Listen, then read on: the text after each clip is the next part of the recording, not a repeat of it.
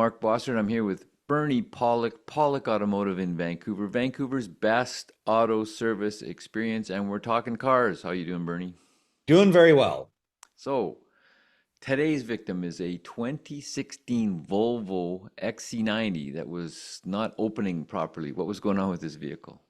So this vehicle had a couple of issues. Both the rear doors were having issues opening. Sometimes they'd open, sometimes they wouldn't.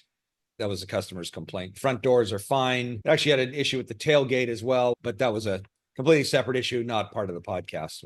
So there's a five-door vehicle with three malfunctioning doors. Wow. So, what sort of testing and diagnosis do you do to suss that out? Well, with electronic door latches, we can do scanning and testing by accessing the door modules. And so we did some testing and in that department found some trouble codes. And, a lot of the research we do, I mean, we do our own testing on things, but some of it comes down to known common faults. And through our research, we found that there was a lot of issues with the door latches failing on Volvos. I mean, our own testing verified that, but with Volvo, some databases that we have, the door latch replacements are a common fault in this vehicle. And the only place you can buy the latches from Volvo, at least that we found, and they actually have an upgraded replacement kit. So when you see an upgraded replacement kit, you know that even the manufacturer knows there's problems going on there. So, what's involved in replacing the rear door latch on the XC90? Well, it's a real pain in the rear end kind of job. I'll get to some pictures. We'll have a look at some pictures. You can kind of see the scope of how things are designed. So there's our XC90, very nice looking, fine quality vehicle. Start with the door panel. When you remove the door panel off the vehicle, this is what you find. And this is kind of typical of a lot of modern vehicle construction. It used to be you'd see like a window regulator, kind of a gear mechanism, maybe the power window motor, and a couple of other pieces, but they've gone to a modular type of construction where the actual window regulator, the piece that moves the window up and down, is actually hidden from our view. You have to remove this whole, I'm moving the mouse pointer around this whole panel here. So it's kind of, you got the first panel, then you got to remove the second panel, and the door latch is way back in this area here. So once that was removed, then you have a whole complete assembly. Actually, the door latch is attached to this as well. So you have to kind of wiggle everything out of place, detach the window from the regulator assembly and kind of lock the window up and then pull everything apart. There's basically a view of the sort of backside. If you can imagine when we were looking at that door panel, sort of rear part, this little white piece is the seal where that panel bolts up. So this is the whole latch mechanism here. Actually, this is the latch here that we replaced. If you note this plastic piece here, you're going to see this in a minute. In another picture, there's the latch. There's the old latch with the wires. You can see a number of wires attached. There's a lot of complexity to these. You think, well, why are there so many wires? You think all you need to do is open and close it. And then the latch needs to verify to the computer that the latch is closed, and then it'll switch interior lights on and off. There's actually a whole computer inside this door latch, believe it or not. It's kind of amazing. It was a rainy day when we took this apart. And this is actually why these door latches fail. It's a moisture issue. You can see a lot of water on this thing. So we can talk about that a little more, but that is the actually common cause of failure on these is moisture getting into the door latch. There's a view of the new latch. This is the section of the latch that actually locks the door shut.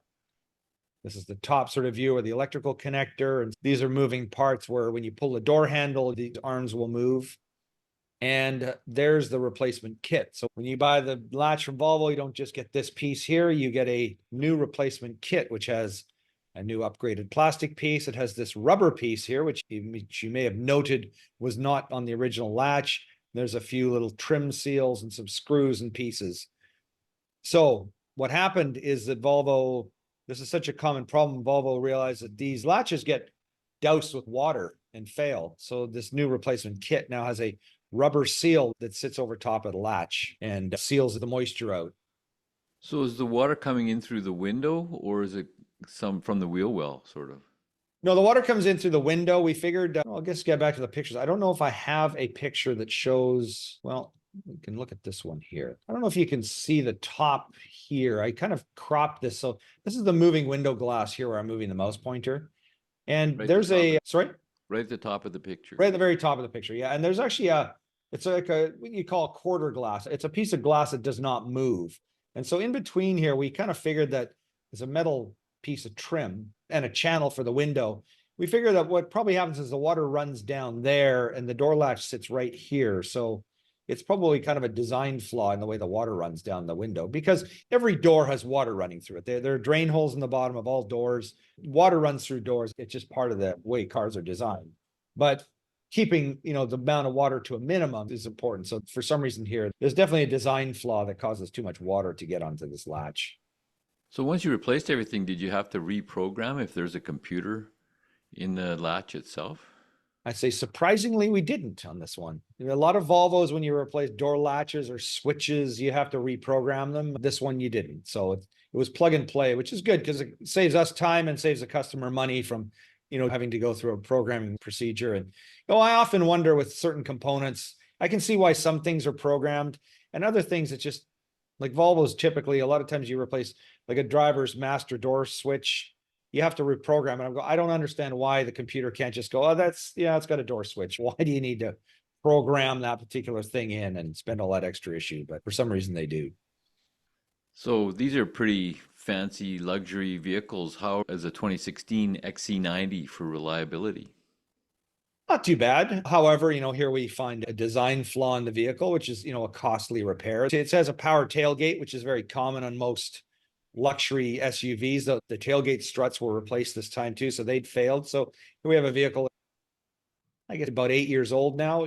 It's got parts that are failing, and that's not untypical. But overall, it's a pretty good, reliable vehicle, and it's a luxury car, so you'll spend more money on repairs than you would on a more basic vehicle. But overall, they're good. If you're looking for service for your Volvo in Vancouver, BC, Canada, the experts to see are at Pawlik Automotive. You can reach them online to book your appointment at pawlikautomotive.com, or you can call and book at 604-327-7112. You have to book ahead. They're always busy. Pawlik Automotive in Vancouver. Thanks so much for watching and listening. Thanks, Bernie. Thank you, Mark. Thanks for watching.